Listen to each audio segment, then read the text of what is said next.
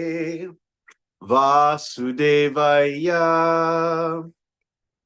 Om Namo Bhagavate Vasudevaya. Om Namo Bhagavate Vasudevaya. So today we are reading Srimad Bhagavatam, new chapter, fun chapter. Paundraka, the false Vasudev. And we have text, was it text 1 to 5 or text 1 to 6? Let me just check. Text 1 to 5. So this is the chapter introduction. This chapter relates how Lord Krishna went to Kashi, which is present-day Banaras. What do they call? They call that Varanasi? Is that the name has changed again? Who knows? And killed Pondraka and Kashiraj. And how Lord Sudarshan Chakra defeated a demon that incinerated the city of Kashi and killed Sudakshina. While Lord Baladev was visiting Raja, Pondraka of Karusha, encouraged by fools, announced that he was the real Vasudeva. Thus he challenged Lord Krishna with the following message.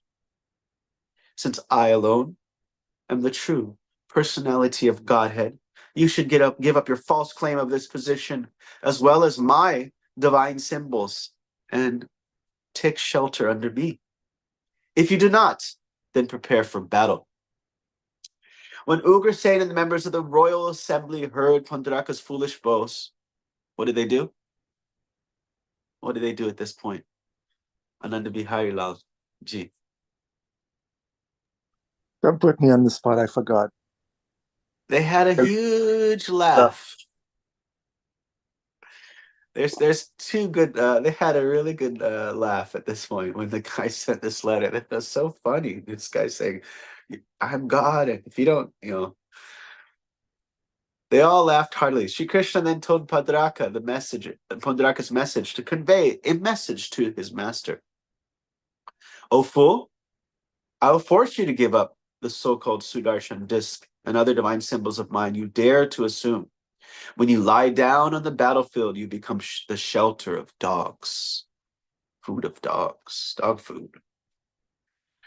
Lord Krishna then went to Kashi.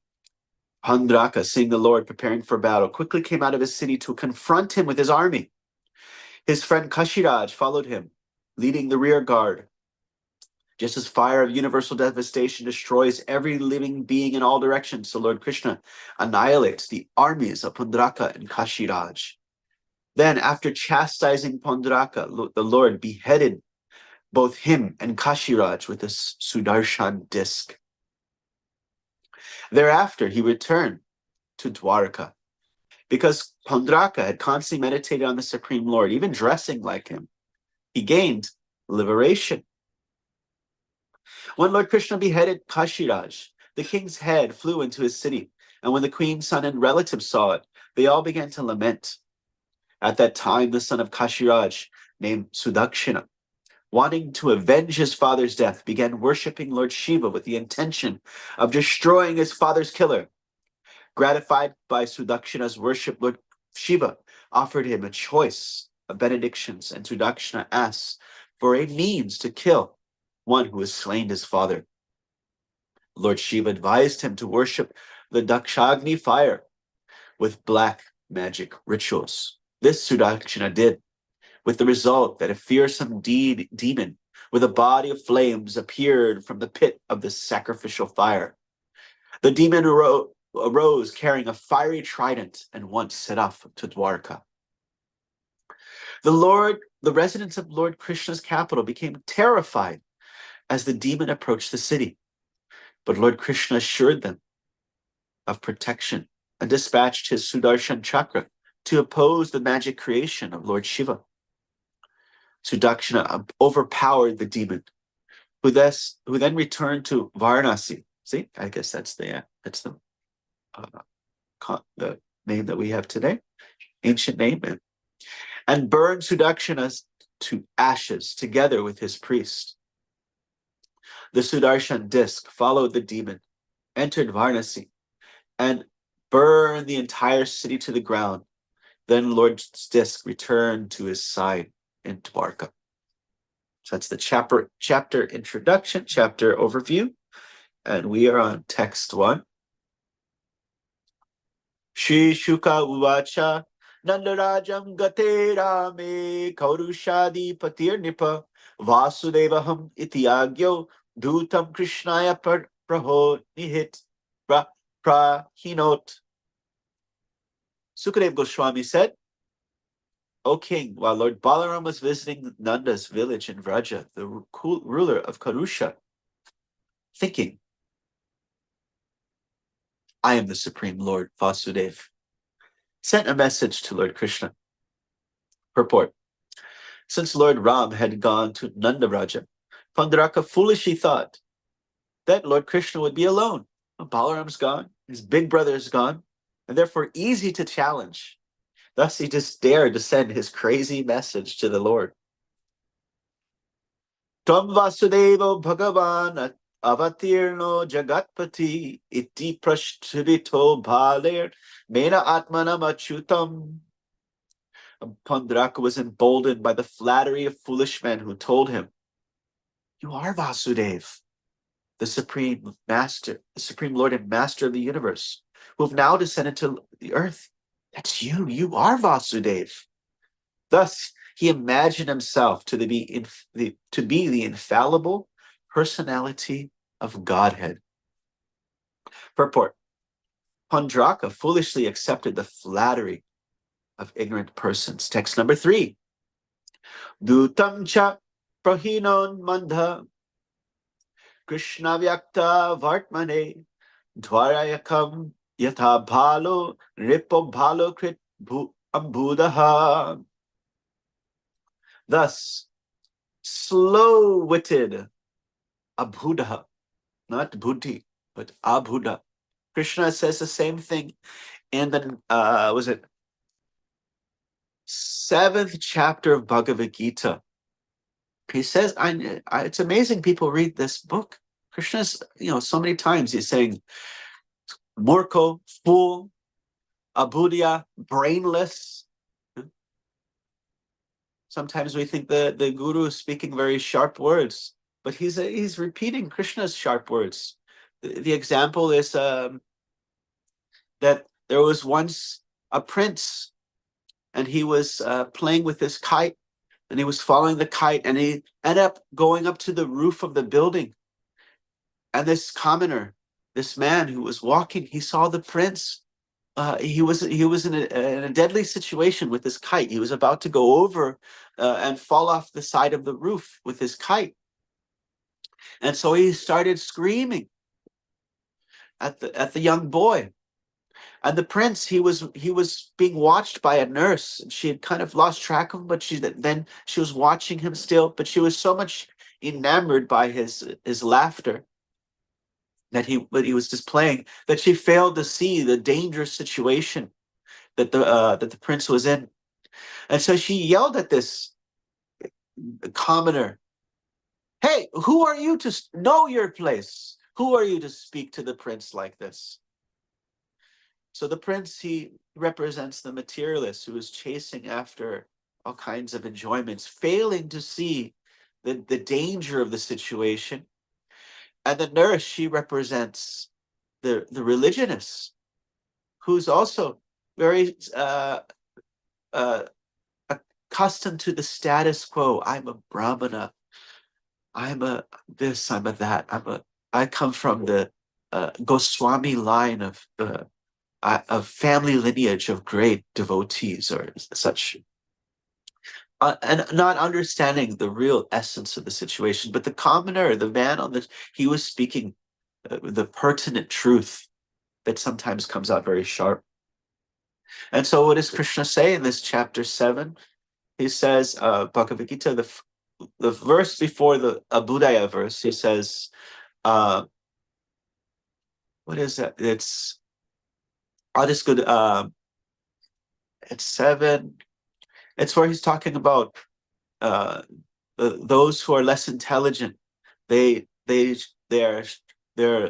ulpameda. They're looking for those who have small brains, swalpamadasam, alpamadasam. Alpa means just a little bit, like Krishna describes in Gita, that even if you just have a little bit of devotional service, there's no loss or diminution.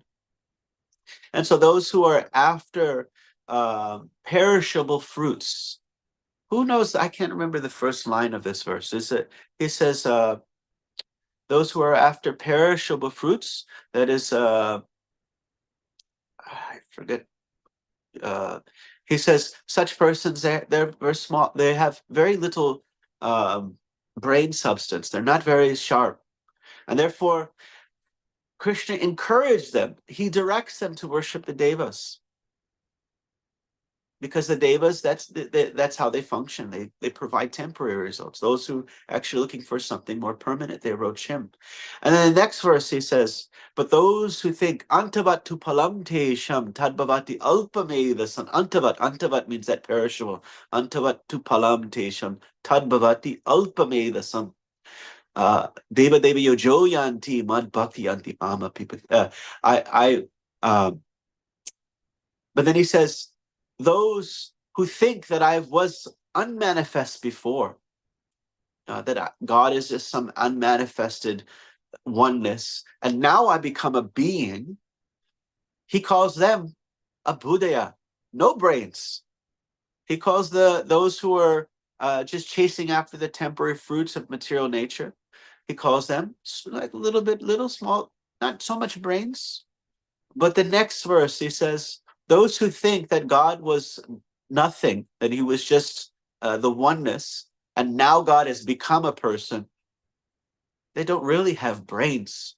Alpamed, abhudaya, param bhavam and jananto, mama bhuta maheshwaram. They don't understand that of my supreme existence and my lordship of all over everything. So here, that word is also being used, abhudaya. No intelligence. So the slow-witted King Pandaraka sent a messenger to the inscrutable Lord Krishna in Dwarka. Pandaraka was acting just like an unintelligent child to whom other children were pretending as a king. Purport. According to Srila Vishnu Chakravarti Thakur, the reason that Shukadeva Goswami mentions that for the second time, he's shocked. He's like, this guy is so... What? He's just like, the reason why it's mentioned a second time that Pandaraka sent a message to Lord Krishna is that the great sage is astonished at his Pandaraka's stupidity, or his extreme foolishness, as it says in the purport. Text 4. Dutas tu dwarakam itye sabhayam ashtitam prabhu Krishna kamalam patraksham raja sandesham abravit. Arriving at Dwarka, the messengers found the lotus-eyed Krishna, not the, he's pretending to be Krishna, but does he have the, as it says here, Krishna Kamala Patraksham? Does he have these beautiful lotus eyes like Krishna? Like we had this famous personality, people are saying, this person is God, he has a big hair, but does he have, and they superimpose a blue color on his skin. But does he have Krishna's Kamala Patraksham? Does he have the beautiful lotus eyes of Krishna? Someone say, is this God? No, just look at the picture. No, he's not all attractive. How can he be God? Messenger found the lotus-eyed Krishna in his royal assembly and relayed the king's message to that almighty Lord. And last verse, Vasudeva Vatrindoham Eka Eva na Chaparaha Bhutanam Anukampartam Tvam tu Mityabhida Abhidham Chaja. On Pandaraka's behalf, the messenger said, I am the one and only Lord Vasudeva. There is no other. It is I who have descended to this world to show mercy upon the living entities. Therefore, give up your false name. Inspired by the goddess Saraswati, we find this so many times in the Bhagavatam. You have what is Rukmi, I believe was one. then you have the what's his name, Shishupal. So many times where they're trying to say some insult, but Goddess Sarasvati is turning their words into wonderful glorifications. So inspired by Goddess Sarasvati, Vishwanath Chakravarti gives the real import of these two verses. I am not Vasudeva incarnate, but rather you alone and no one else are Vasudeva. Since you've descended to show mercy to the living entities, please make me give up my false designation, which is that that like that of an oyster claiming to be silver. The Supreme Lord will certainly comply with this request. Om Jnana Timarandasya Jnananjana Shalakaya Chakshur Unmilitam Yena Tasmai Shri Guruve Namaha Shri Chaitanya Mano Bhishtam Stapitam Yena Bhutale Swayam Rupa Kadamayam Dadati Swa Padantikam. So welcome everyone. We're starting this fun chapter, Pandraka. There's again, when they enter the battlefield and they see him with his arms attached to his back, they have another hearty laugh, looking at the so-called foolish incarnation, so-called incarnation of the Lord. And you would see, how was he emboldened? He was emboldened by the foolish words of his friends. This is very pertinent because this can be all of us. Vishwanath Chakravarti Thakur describes in Madhurya Kadambini the various stages, 9 different stages of our spiritual life, different incremental steps that we make. Also, he even broke it down into even greater detail into 14 stages. And so when we begin devotional service, one of the first things that we have is called Utsaha Mayi. We become Mayi, illusioned by Utsaha. What is this word? Utsaha. Utsaha Nishchaya Dharya. Enthusiasm. We become illusioned by enthusiasm. We think, I came now. Now I know a few shlokas. Now I can, I know how to do the wiggle the flame. I'm just a few steps away from the Acharya. I'm like almost there, Jesus Christ, these great devotees. I'm just almost there. I remember we had this one bhakta visiting, and he was imitating the sannyasis. He had a stick, and he would like tap it on the ground. And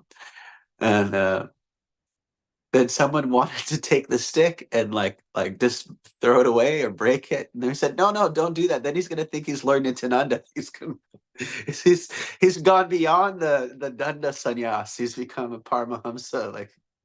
So don't do that. He's gonna even get even a greater illusion. And so, emboldened by our associates and our friends, if we don't actually have the associates of people who can correct us, then it's very easy to think ourselves very wonderful, very great. We all know there's the 4 ashrams and the 4 varnas. But how do those 4 ashrams and 4 varnas mix? Who takes sannyas out of the 4 varnas? Who can say this?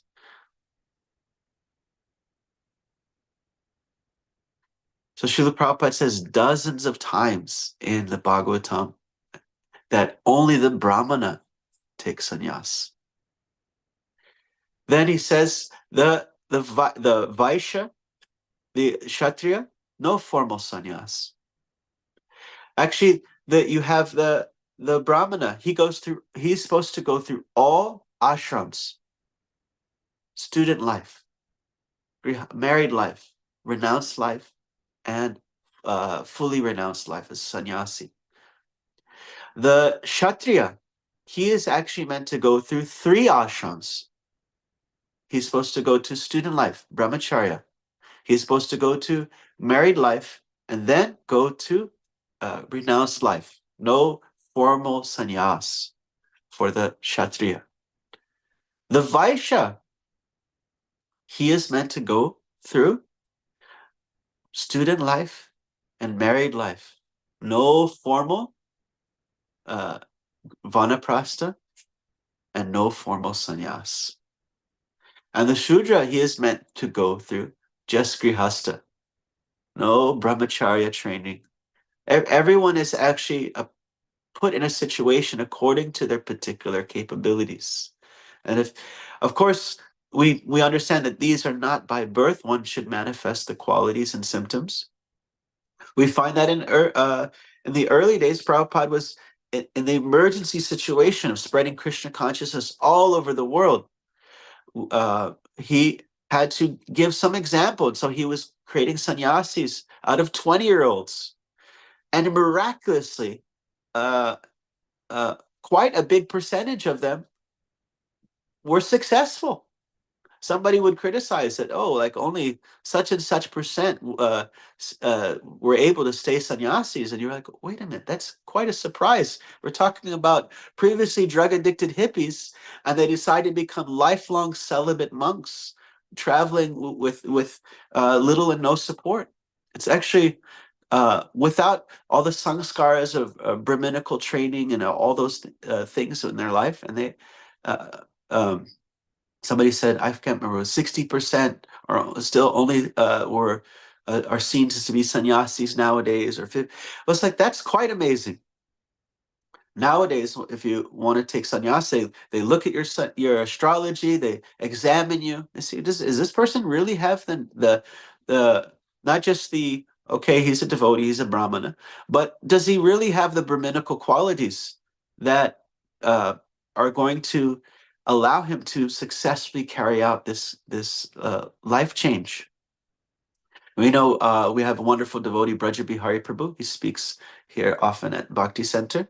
And he was, many years ago, thinking about taking sannyas, many, many years ago. And then he traveled with Jayadvaita Swami and he realized, wait, I'm not a sannyasi.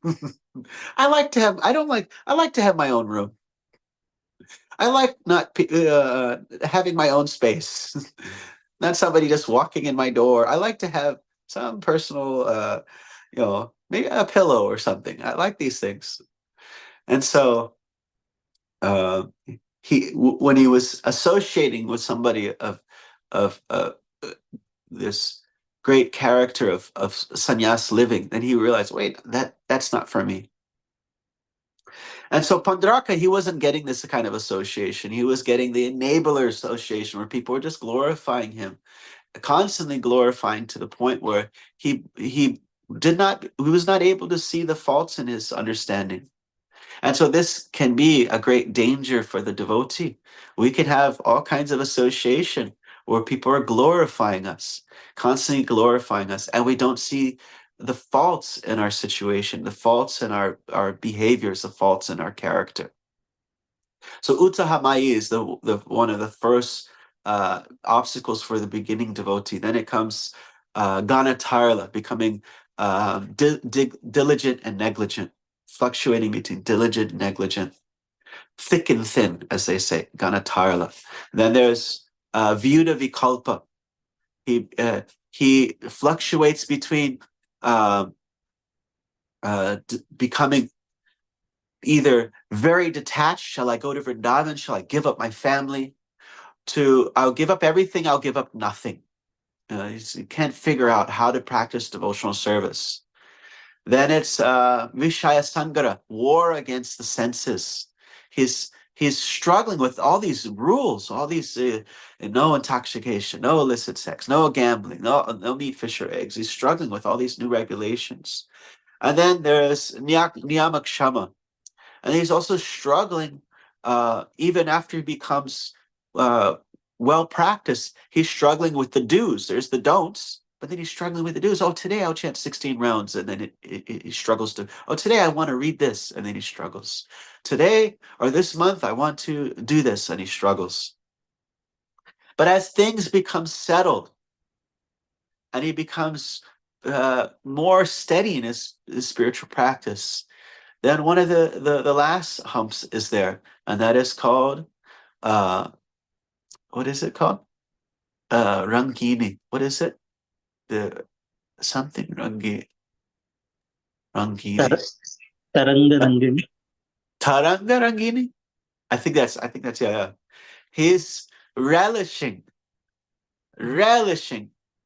Oh, yes, yes. The sweet taste of the materialistic byproducts of devotional service. Oh, Prabhu, that was such a nice class. Oh, nice kirtan. Oh, beautiful dressing. Wonderful service. Oh, yes. Oh, yeah. Thank you. Thank you. Oh, no, no, no, no, no, no, no, no. Thank you. Thank you. Oh, no, no, no, no. Thank you. So he begins to relish and seek out the praise and relishing of these byproducts, because previously he was just a dishwasher, or he was just like a sweeper at Starbucks, but now he goes to the temple and someone gives him a garland. Nobody has respected him so much. He previously he just, nobody was calling him master, Prabhu. So this becomes an obstacle that one has to to go over. And then even after one coming to the stage of sadhana, this still is there, but not as a forefront, as a driving factor, but as still it's this desire for worship, puja, labha, and fame and prestige. And therefore, it's described, we associate with those who are junior to us, those who are senior to us, and peers. And oftentimes it's very good to have to find peers in devotional service, because they can be a little bit more frank with you. If maybe you're very humble in the presence of a senior, or very well behaved, but the peers, they may know us very well. We find people who are really on the same kind of spiritual practice level and understanding as us, then they can help us, because they're in a similar circumstance. And of course, also when we serve great Vaishnavas, we see, if we find someone who is really well established in their devotional service, then it can become humbling to us, and we realize, wait a minute, I am not at that position. Even devotees like Krishnadas Kaviraj, when he sees the devotional acumen of Rupa Goswami, he says, anyone who says my name, Krishna Das, that person, you say my name, you're going to hell. Because I'm only thinking of Krishna 23 hours and 58 minutes a day. So when he sees the caliber of devotional focus of Rupa Goswami, he sees himself quite small under the greatness of the great devotees. So we associate with devotees who are very great, and then we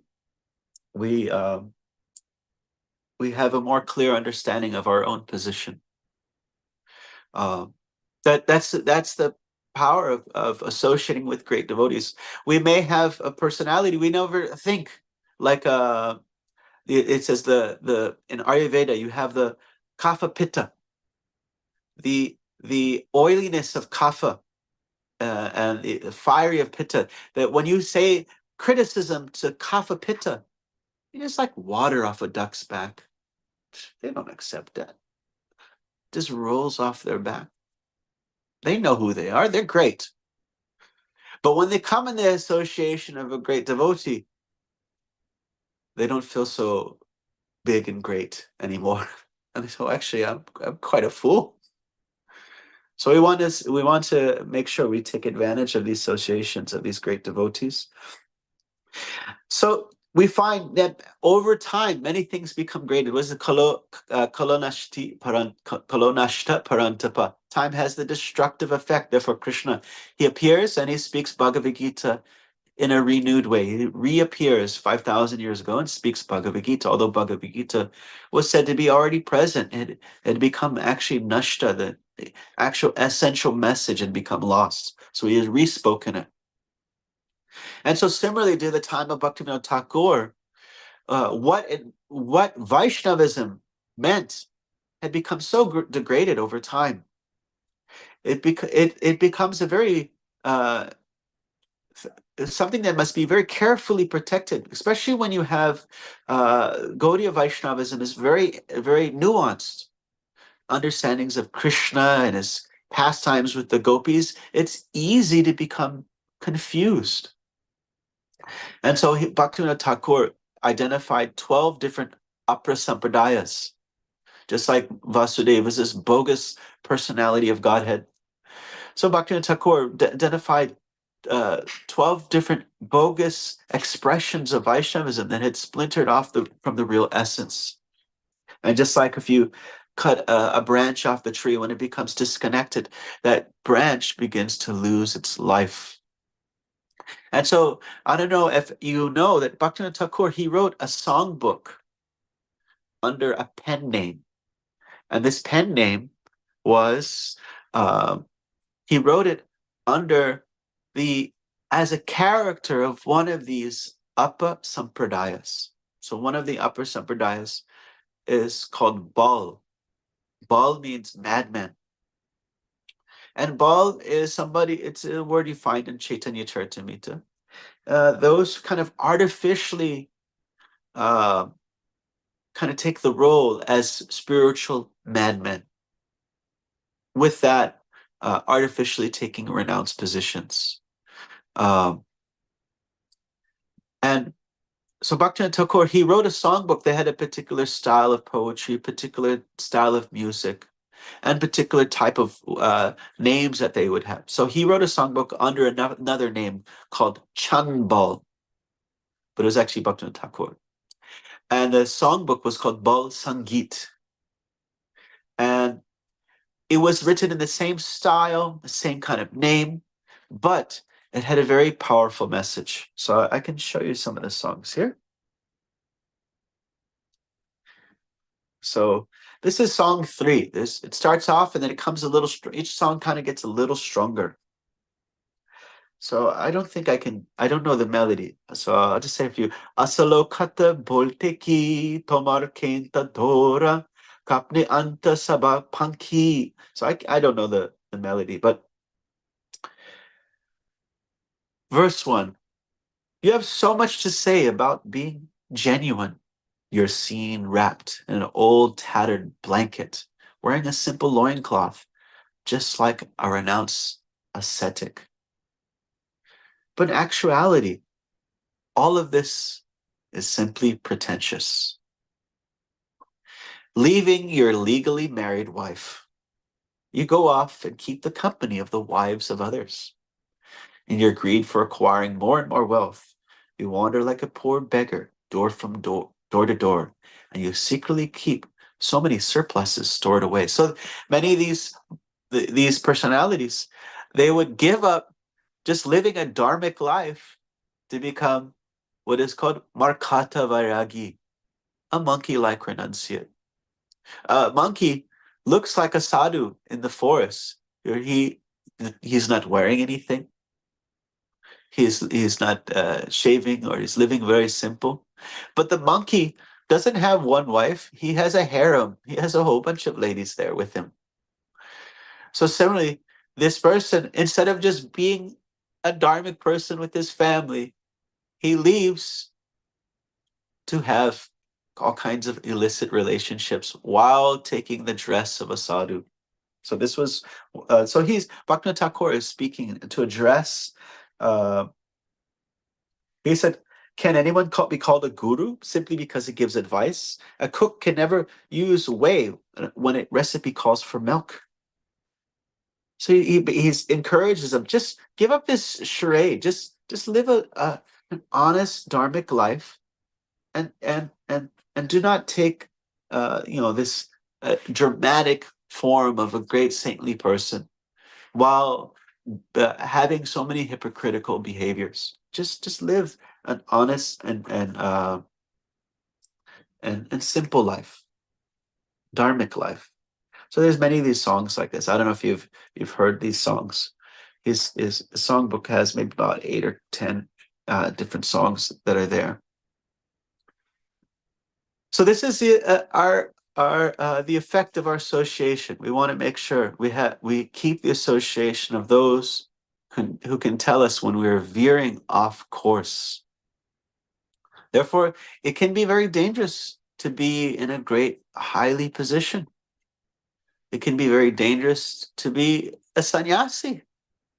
Maybe we are in a situation where no one is there to, we surround ourselves with admirers, and we have our confirmation bias. Someone says, "Hey, this is not very good behavior," and we may consider, okay, this person is just envious and hateful. Everything I do is wonderful. Everything I do. So we can become completely bewildered if we don't have this honest association who can give us some clarity when we are veering off course. One example of the analogy of the bogus guru is that of Putana. She's the example of not only the bogus guru, but also the mind itself becoming our bogus guru. So Putana, she entered Vrindavan. She is the first vampire in Krishna books. It says she was fond of drinking the blood of children. So she appears. How does she appear? In the role, in the dress of a servant of Krishna. But what is her objective? To get rid of Krishna. So therefore she is the analogy of the bogus guru. So we have to be careful, because why are we in this material world? Because we are envious of Krishna. And therefore we don't want to be like that of Putana, coming in the dress of the Vaishnava, yet wanting to take the role of Krishna, take the role of Prabhu, Master. Yes, Prabhu. Oh, yes, I am Prabhu. There's one devotee, or sometimes you meet people and their last name is Prabhu, like their legal last name. And so they visit the temple and he's like, "Oh, I am Chaitanya Prabhu." And then the devotee's like, "You're not supposed to call yourself Prabhu." He's like, "Well, wait, actually, that's my last name. Sorry." So Putana is like this. And you see how Krishna, he wants to actually, for the protection of others, he completely eradicates Pandaraka. He eradicates Putana, but he preserves whatever devotional sentiments are there, but he completely corrects the situation.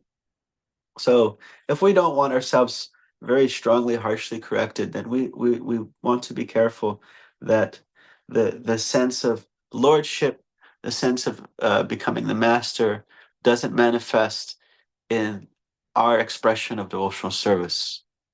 So we'll stop here, see if there's some reflections, comments, or questions. I'm using the phone, so it's hard to read the chat. So if there's any questions there, let me know.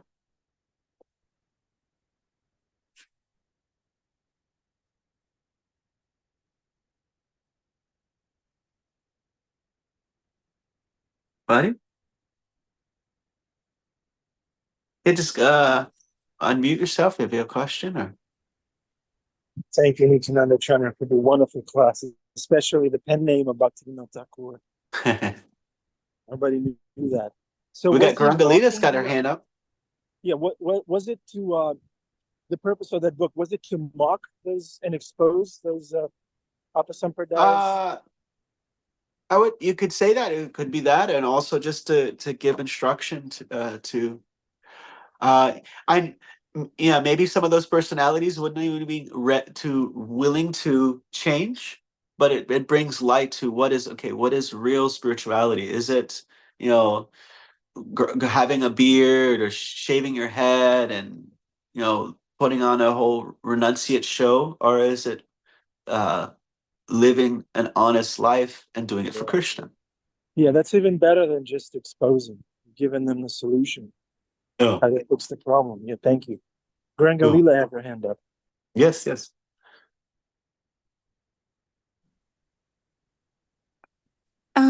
So when you're like in school or something, how do we avoid like bad association? I know it's not possible, but like isn't there a way like to get good association also? Because Yes. I heard that we're not supposed to talk like with outside people, but if we're It's a very good forced, like, question.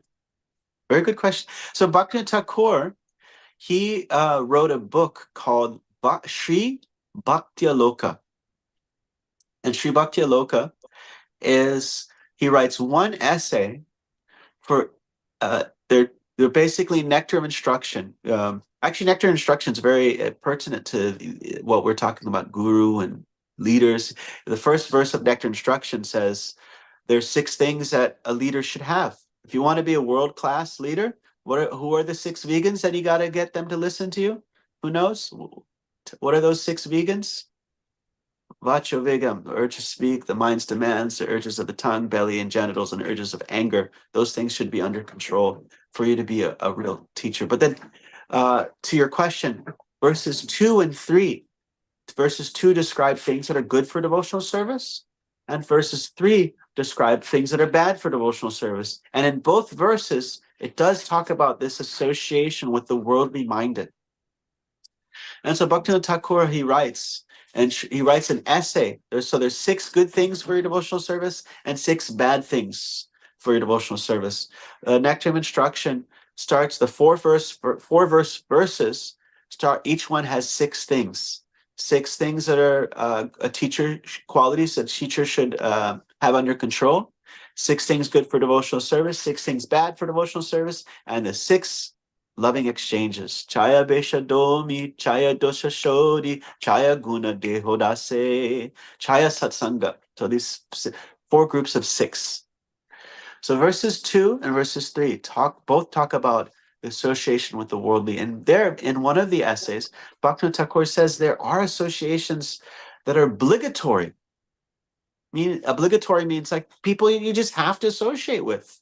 Your family, your work. But he talks about not really, it's the association that you really put your heart into is that kind of spiritual association. So if those who you reveal your heart, that dati pratigrinati, those who give your reveal your heart and inquire confidentially, those people that you ask advice from, and those people you share intimately from, that you should primarily focus that on those who have some spiritual depth. But he says, yeah, you can't avoid speaking with family, can't avoid speaking with people you work with, can't avoid speaking with people that are in your school. So it's often used by this term, giving association but not receiving it, meaning like we're in a situation but we try not to receive the influence of that association that we're in, and if we can, we try to maybe even raise the level of that association that we're with the people. Oh, there's Adi Purjams coming. Yes. Oh, darshan.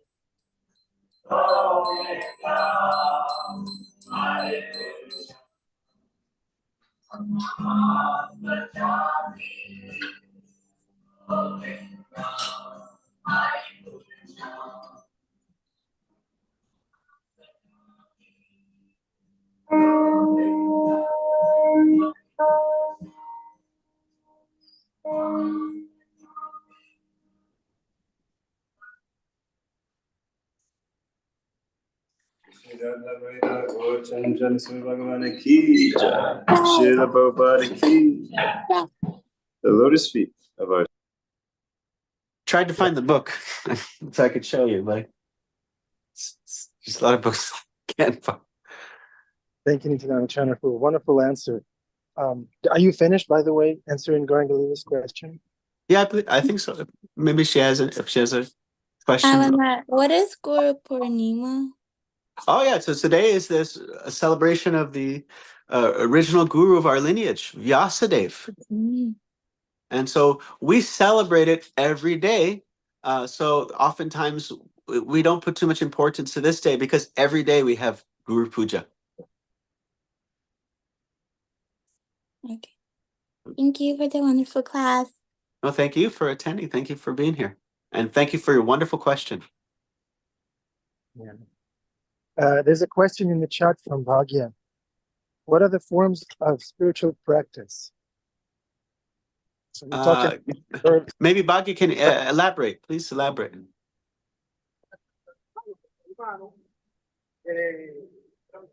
Like how we do like puja and prayer and do singing. So like it, is there any other form of doing practice? Oh yeah. So we have Prahlad Maharaj. He describes 9 forms of devotional service. Shravanam, Kirtanam, Vishnu, Smaranam, Padasevanam, Archanam, Dasyam, Vandanam, Sakyam, Nivedanam. So you have hearing about the Lord, and the main devotee who is kind of an example of that is Parikshit Maharaj, who is hearing the Bhagavatam. And you have singing and speaking about the Lord, which is main example of that is Shukadev Goswami, who is speaking the Bhagavatam to Parikshit Maharaj. Shravanam, Kirtanam, Vishnu, Smaranam, remembering the Lord. That's Prahlad Maharaj. He's the main example of someone who's always remembering the Lord. Smaranam, Padasevanam. Padasevanam means those who serve the lotus feet. That's Lakshmi Devi. She's always at the feet of Lord Vishnu. And also Padasevanam means using your feet in devotional service, like you're going, you see Ananda Bihari is walking constantly in devotional service. Archana, engaging in the worship of the deity.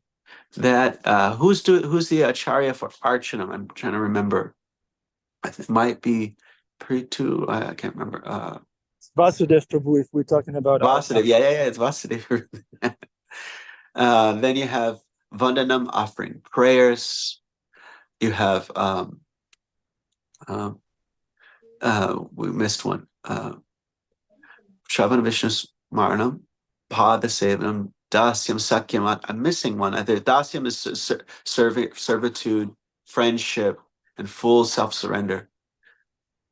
I think I missed one also. Archam Vigraha. Archa Vigraha, yes, worshiping the deity. Mm. And so these are all different forms of devotional service that we can do. The main, they're all kind of really fed with the hearing and chanting, the Shravanam and the Kirtanam. That's our main. But somebody may have more inspiration. Like some people may have not so much, taste in reading. Maybe they find themselves, it's really hard for them to focus and read. So it's always good that they read, but they might feel really like absorbed when they engage in deity worship. Another person may not be as absorbed in deity worship, but when they read or they hear, or they might feel more absorbed. So everyone has the right to kind of milk that which really helps them be absorbed. Nityananda, Prabhu. But how do we access all those things? Suppose I'm sitting in my room. Where do I start? How do I access Shravanam Kirtanam? Where do I go for that? You go to bhakticenter.org and you get on the Zoom with the Srimad Bhagavatam class. And then you absorb years. And then at 8:08, then you can get on to the Wisdom of Sages and hear that one. And then at 9 o'clock, you can get on another one. And then you got to tell somebody. Whatever you heard today, call a friend and say, here, this is what I heard today. Actually, that's really how you absorb yourself, is when you tell somebody. Vishwanath Chakravarti Thakur, in the 10th canto of the Bhagavatam, he describes there are 3 people who have the benefit of this dialogue. Who's the best? Who's getting the most benefit of Krishna Katha?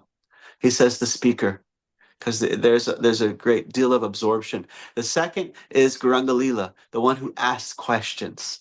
Second most benefit. And then the passive observer, third benefit, third level of benefit. So you should call somebody and share something. When you read something, call and share. And then you'll find that whatever you call and share, whatever you share with somebody, then it sticks a lot more. And Gauranga Lila, you should give class. Me? Yes, you should give class, and then you'll get really absorbed. Give Srimad Bhagavatam class, Bhakti Center. No, never. 2 more years. How old are you? 12? 12? Okay, when you're 14, yeah. Srimad Bhagavatam class. When I'd be higher, start scheduling.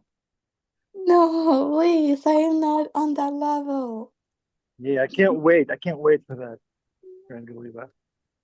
One day you'll see that email in your inbox inviting you to give class. Yeah. No, I'm not made this. It's okay. We'll think- back you up. We'll ask intelligent questions. We'll listen very carefully. We'll back you up. There's nothing to fear. Any other questions or comments? All right. I think William's got a hand up. You got a question? Hare Krishna. Can you hear me? Yes. Yeah.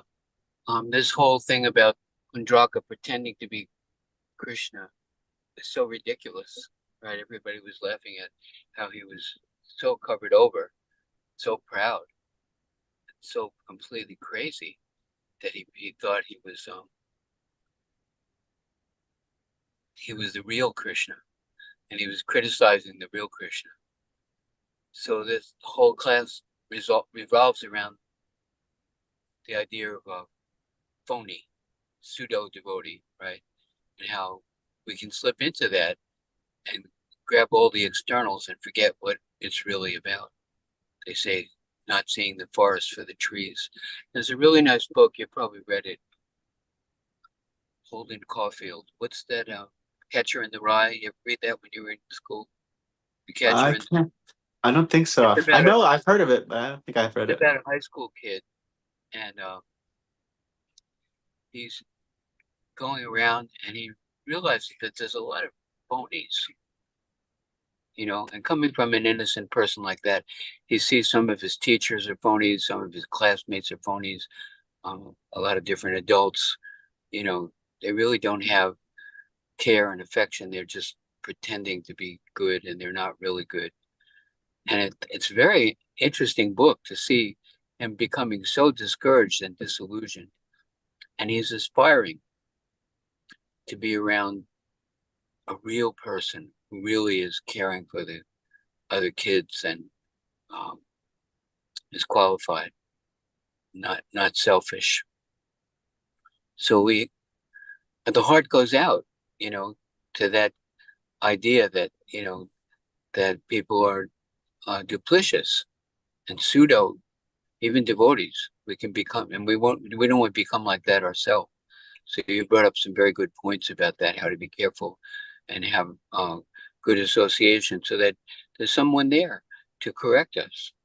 And even when we're doing service, we're offering it to someone, and then we say, will you accept this? How is it? Is it good? Are you pleased by this? And it's not just some vague, you know, concept of devotional service. Thank you. Thank you. We don't want to be phonies, you know. And we can somewhere there's got to be a real devotee, and it's possible for us actually to be real devotees. So thank you very much for that really important class. And she asked a really important question about how you're in school or you're around people, and you can't just put yourself in the closet and close the door, right? So we throw around the word association. So Prabhupada said, we want to give them our association. And we don't want to take their association. If you get drawn into their kind of activities and their ways of looking at the world, then you get pulled down. But if we're able to uplift people, just like a lifeguard, he goes in the water, and there's always a danger that he might get pulled under by the person who's drowning. So we have to be a good swimmer and stay close to hearing carefully and understand the situation. Prabhupada said, catch a big fish, but don't get wet. You know, you don't want to get pulled out of the boat. You know, so she asked a really good question. So the concept of give them your association, somehow or other give them some access to devotional service, and not let them pull you down. Anyway, talking too long. All glories to Srila Prabhupada. Thank you very much. Hare Krishna. Hare Krishna. Yeah, Gurungalila, after a while, they'll pick up on the fact that you're a great soul and that you have something that they don't have. Just be yourself, Gurungalila. Treasure bhakti, see good association, and then everything else will fall into place. And even in your middle school or high school, people will pick up on the fact that Gurungalila has something that is worthy of exploring. I guarantee that. I became a devotee because a 13-year-old preached to me when I was 14. What did they tell you? You're not the body, and if you take a flower from the tree and make a garland for Krishna, even the tree gets benefit. The soul in the tree has so what? All kind. Talked about the universal form, and the trees are the hairs on his body, and the mountains are his bones, and the rivers are his veins, and all these sun and moon are his eyes. What else she talking? Reincarnation, aliens, and all kinds of far out stuff. Oh, that's quite an elevated 15-year-old. I feel embarrassed in school to preach. I don't feel it's good. Like, I don't have the answers to the questions. So practice. You go home, look it up, ask it in class, and then you can go back to school and answer that. You don't have to answer right away. That's it. Yeah, we'll give you a good answer. I don't want to be a preach. You can fall I back on don't us. have the power to preach. Lord Chaitanya, he says, Yara deka tara kaha Krishna upadesh. All you have to do is just speak about Krishna and spiritual things, and he says, I will support you. I will support you. So it won't be your power. It'll be Lord Chaitanya's power, and he's very powerful. Yeah, what's that verse, Prabhu, where it says that a devotee is dear to everyone? Some Surhida Sarvadehinam. Possibly. So, what's the full verse? Ajata Shatara Shanta Surhida Sarvadehi. Titikshva Karunika. Titikshva Karunika. I forget. There's a verse that says, if you're a devotee, if you're doing your best being a good devotee, then you're dear to everyone. Dira Jana Priya Priya Karo. And that's 6 Goswamis, they are dear to everyone. the gentle, the ruffians, everyone they appreciated them. Exactly. The middle schoolers. Yeah, Yeah, even the everyone. middle schoolers appreciate them.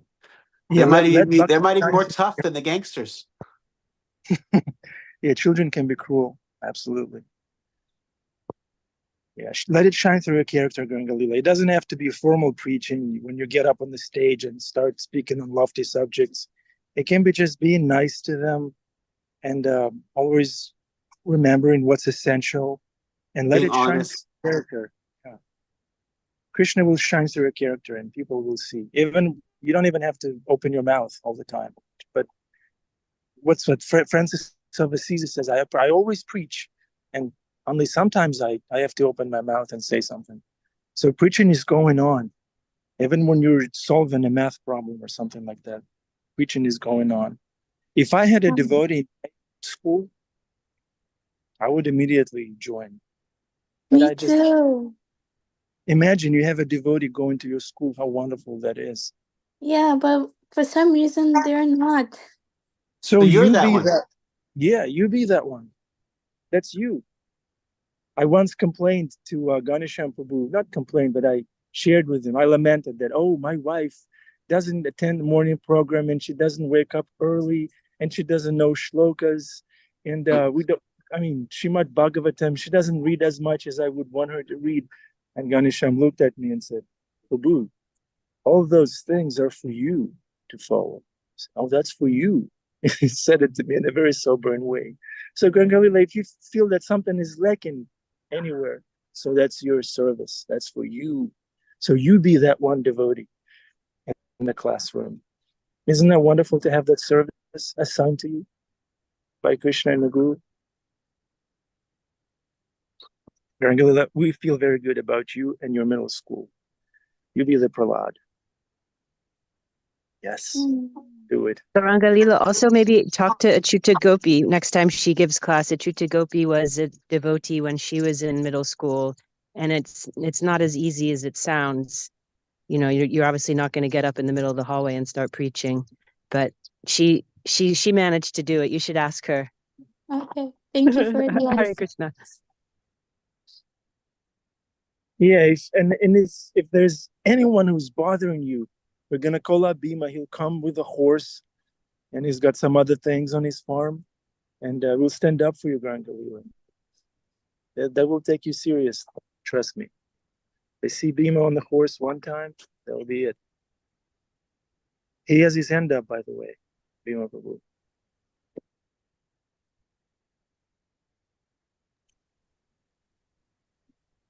I think everybody covered it.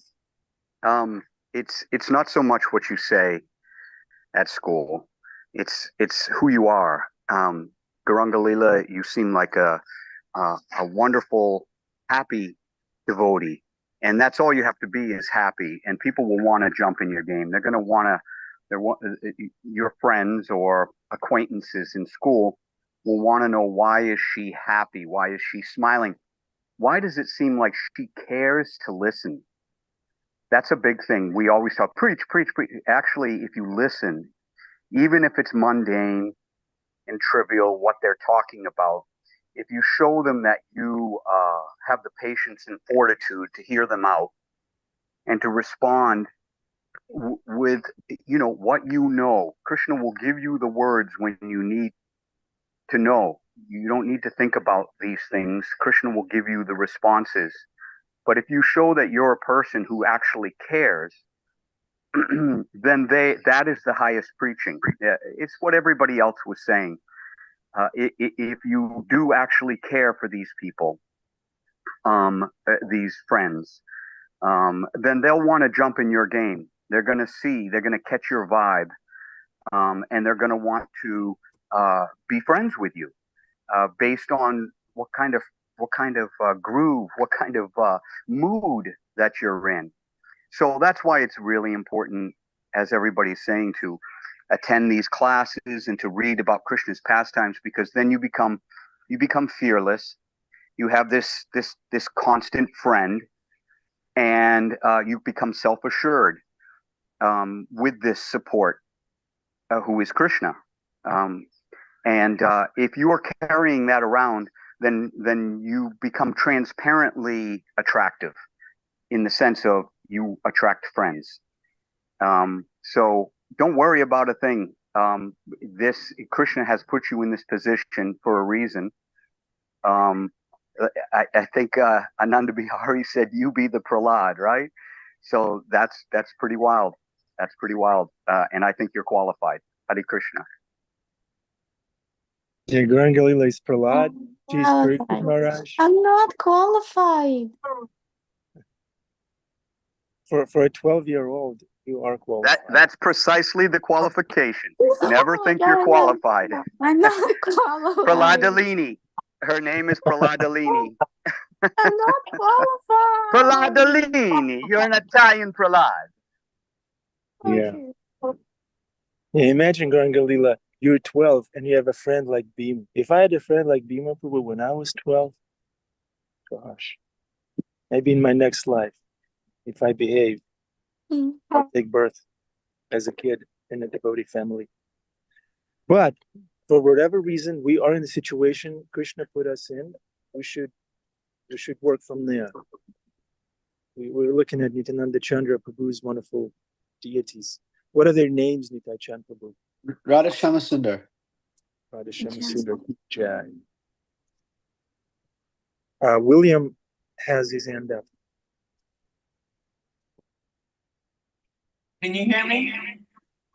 Yeah, there's a little bit of a Kashvani going on. You probably have multiple devices. Can you hear me now? Yeah, just minor Akashvani, but that's okay. I think we can live with it.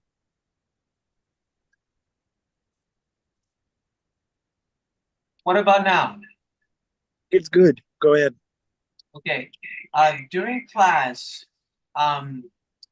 one of the things that stood out to me, and I have a question about, I'm a little confused, is Krishna had a king beheaded, and one of the people who didn't like what happened went to Lord Shiva, and Lord Shiva persuaded the man to call upon a fiery demon with a trident to face Krishna. And I can't understand that. I can't understand why Shiva would do that if Shiva is one of the devoted devotees. Great Lord question. Shiva gave him a mantra, and the mantra he said, this, if you do this, this demon will kill anybody who's inimical to Brahmanas. But Krishna he loves the Brahmanas, so it's not going to work on him. So it was kind of it was destined to fail. Krishna is Go Brahmana Hikaya Cha. He's always thinking the benefit of the Brahmanas. So yeah, Lord Shiva gave them the benediction, and then they misused them. Yeah, the benediction. It's not Shiva's fault. Yeah. So basically, he said, "Okay, I'll give you a weapon. It will work on everybody except for Krishna, or work on somebody who's envious of Brahmanas." So it's like, he basically gave him a Nerf gun. It doesn't do. Nerf Hare gun. Krishna. Thank you. Thank you. Okay, let's see. Any further questions? We can take one more, dear devotees. One burning question. Sincere question. You'll get a good answer. Trust me. Nitai Chand Prabhu is very expert. Baba. What if a person's an introvert by nature? Nanda Bihari already answered that one. Why me? No, he already answered that. Oh, okay. He said by your behavior.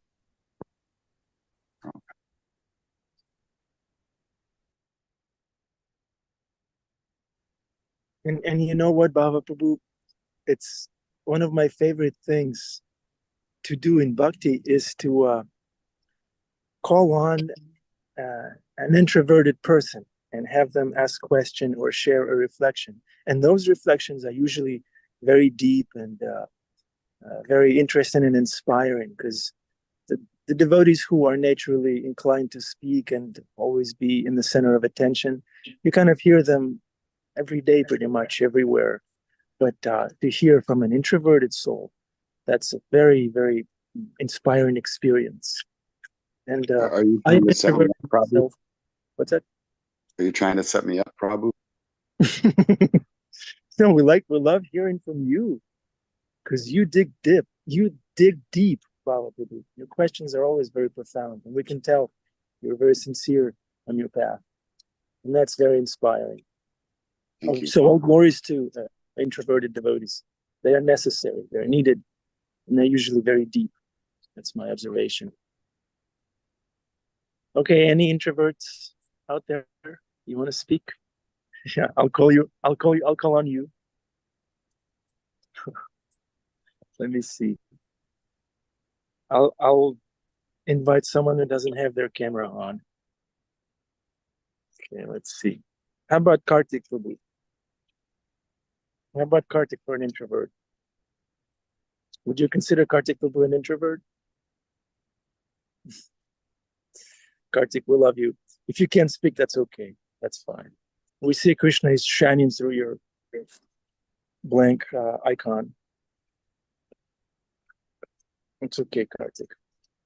See? Oh yeah, Gangalila is showing a sign. Let me see. You are needed to Krishna. Krishna needs you. Exactly. Wonderful. Thank you, Gangalila. Thank you. Okay. So should we wrap it up? All glories to Srila Prabhupada, who gave us this greatest gift of Krishna consciousness, regardless of whether we're introverted or extroverted or mixed. It doesn't matter. There's room for everyone in this house that Srila Prabhupada built. So all glories to Nitai Chand for the wonderful class.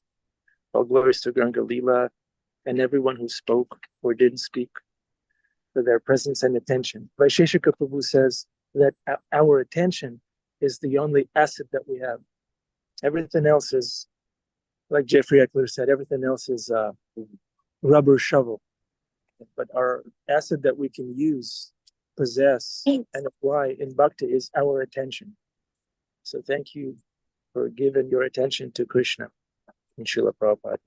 It will come back to you in a wonderful way. It will come back to you in a dream. It will come back to you in the middle school. Krishna is very, Krishna is, what's that word? What's the word for expert in Sanskrit? Shuti. Krishna is shooting. He can work through freaking middle school and show up in your life. Gauranga-lila. There's no obstacle. Okay, I'm ranting. Hare Krishna, we love you. Chant your rounds, come to temple, dance, sweat for Krishna. I'm going to see Gauranga-lila. Will I see you today? You coming to the temple? Yeah. Great, wonderful. All right. Hare Krishna. Kartik says, sorry, Prabhu, I was away from the computer. Thank you for the wonderful class and reflections. Thank you, Kartik Prabhu. Thank you. Hare Krishna. Take care.